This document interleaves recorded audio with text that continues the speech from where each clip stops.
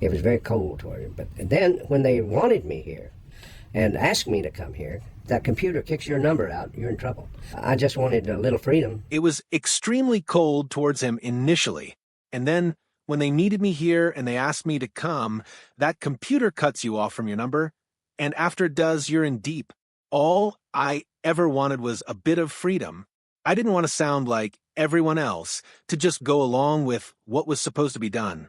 Country great Waylon Jennings didn't mince words prior to his last curtain call. In a shocking disclosure that left fans and insiders agog, Jennings named 5 singers he absolutely could not stand after years of keeping mum.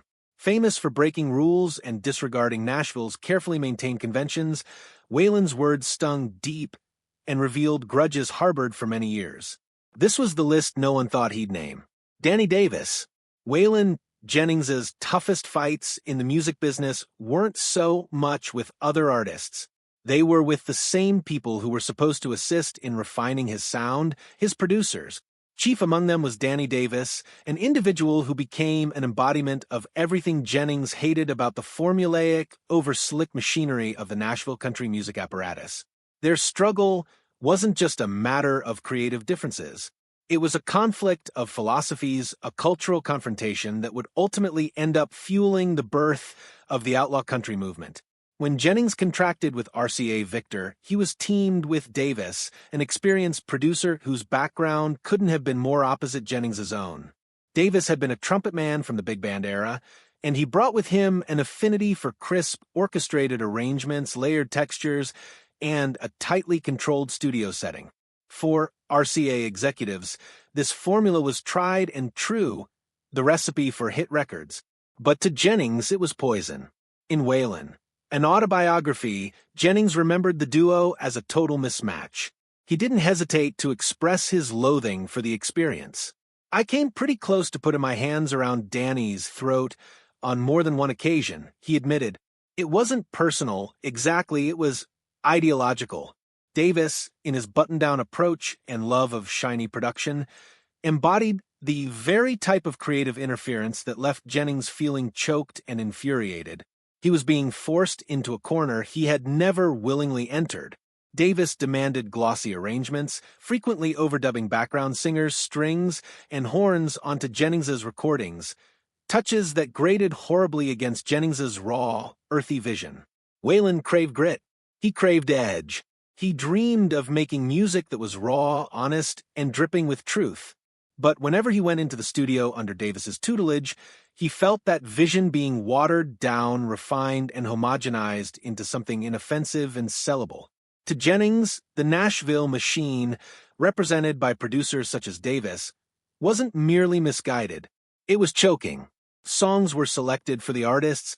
Session musicians played most of the parts. Producers called the shots on almost every matter. To a man like Waylon, whose very being was rebellion and honesty, this type of creative control was unacceptable. He wanted to be able to select his own material, record with his own band, and determine how his music sounded. Davis, meanwhile, was simply operating within a system that had created many hit records. He wasn't intentionally undermining Jennings's career. He was attempting to shape it into something that would follow RCA's winning formula. But Jennings wasn't interested in that type of success if it was taken from the expense of his artistic conscience. He didn't want to be another cog in Nashville's recording machinery. He wanted to forge his own identity, even though it meant conflict with the very individuals writing his paycheck. Eventually, the tension between Davis and Jennings was intolerable. Waylon's frustration had solidified into anger, which soon had devolved into full-blown defiance. He started skipping recording dates, rejecting song selections, and insisting on working only with his band, the Wailers. When RCA would resist, he insisted more forcefully. Gradually, but inexorably, Jennings started to achieve small concessions, more control here, a production choice there, but he understood that so long as producers like Danny Davis got the final word, he would never really be free to make the music in his head. This constant conflict paved the way for what would later be called the outlaw country movement. Along with other rebels such as Willie Nelson and Chris Christopherson, Jennings started calling for the same level of artistic freedom rock artists had been able to enjoy for years. They did not want to be handled like commodities. They wanted to be respected as musicians, and they were prepared to fight for that privilege. Chet Atkins. Though Waylon Jennings never held a personal grudge against Chet Atkins, their professional association was characterized by an underlying tension of frustration and passive resistance. At face value, the two men appeared to inhabit different universes. Atkins was the sleek, calm creator of the Nashville sound, while Jennings was the rebellious outlaw determined to escape the very strictures Atkins had helped establish. Their conflict wasn't loud and explosive like Jennings's fights with Danny Davis. Rather, it was subtler, more subdued, more restrained, but in most respects no less important. Chet Atkins was unequivocally a musical giant. His stature as a guitarist was the stuff of legend, respected by all genres for his unparalleled finger-picking skills and his melodic grace that set the tone for an entire generation of country music. Jennings had a profound admiration for Atkins's playing, and he never attempted to hide it. But Atkins wasn't merely a player. He was also a potent force at RCA Records, a man whose opinion ranged far beyond the walls of the recording studio. He decided careers, his voice commanded huge authority, and his vision had become a norm for Nashville's commercial music complex. And it was in just this capacity that Jennings felt frustrated and constricted. Waylon liked Chet's musicianship, but hated the system Atkins embodied. To Jennings, Atkins was the image of a musical establishment that emphasized finesse and commercial security at the expense of raw honesty and artistic risk. It wasn't personal hatred, it was a philosophical split. Waylon craved freedom, rawness, and truth. Chet craved discipline, slickness, and tested formulas. And between the extremes, a low-grade but potent tension seethed. Merle Haggard. Waylon Jennings and Merle Haggard were two titans of country music. Both were renegades who had defied the Nashville establishment, both were singers who spoke for the working man, and both were idols who helped to shape the raw emotion of outlaw country. From the outside, they seemed destined to be lifelong allies, brothers in boots, kindred spirits, carving their own paths in defiance of an industry that tried to control them. But behind the curtain, their friendship didn't last. What began as mutual admiration and camaraderie slowly unraveled into silence, disappointment, and unresolved tension. In his autobiography, Waylon, an autobiography, Jennings remembered one incident that summed up the breakdown of his friendship with Haggard, a game of poker that had left him with an empty wallet. In the game, Jennings observed as Merle won all the last dollars he had on the table. But what hurt wasn't the money, it was what followed. He stopped playing and walked away, Jennings wrote. For Waylon, that gesture was everything. It had nothing to do with cards. It was intimate. Merle had stolen what he desired and left, without any memory of friendship.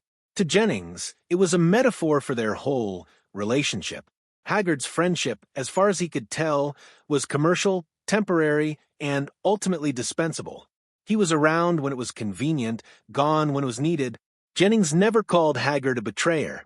He didn't shout insults or label him as crooked, but he wrote with quiet pain, showing a wound that never closed. At their essence, Jennings and Haggard were two different men for all their common heritage in rebellion. Waylon was brash, loud, and combative, wearing his troubles on his sleeve. Merle, on the other hand, was more reticent, protective, and toughened by a hard early life that involved stints in San Quentin prison. Both men had known suffering.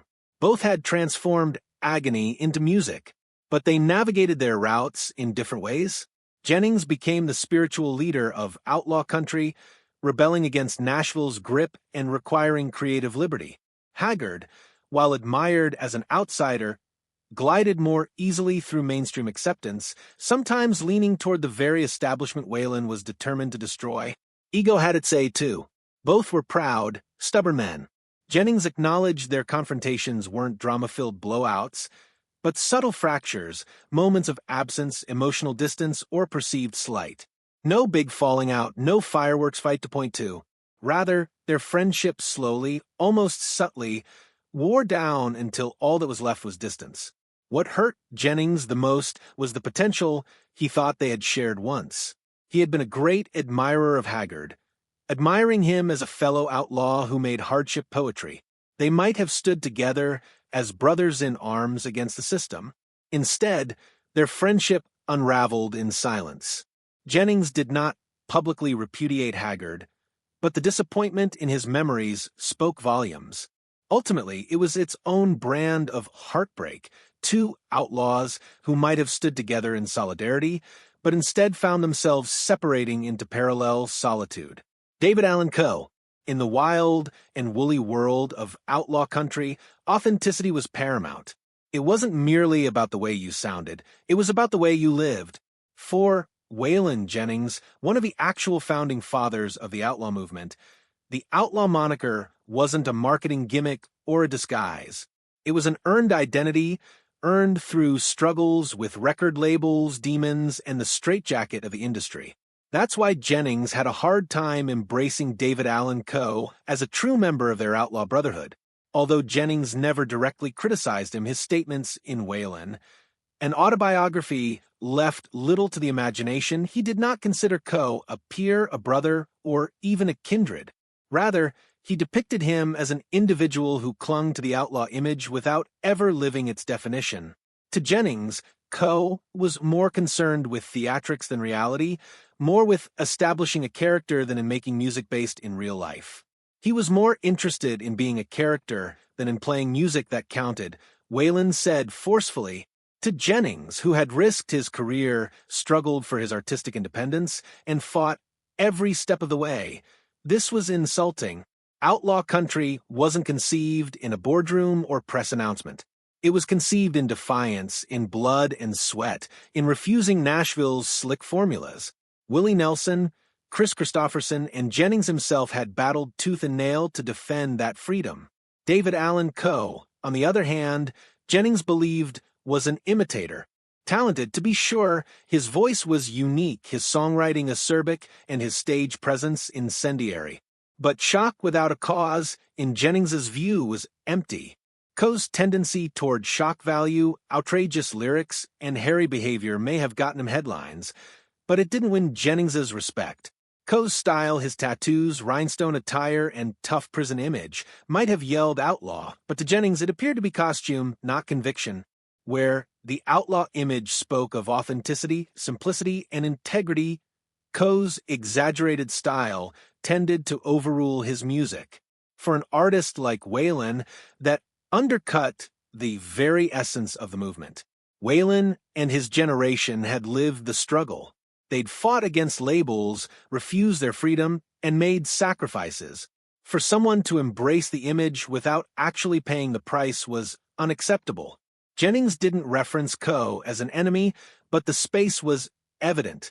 In his memoir, you could sense the demarcation he made between Willie and Chris, whom he referred to as family, and Coe, who was solidly on the outside.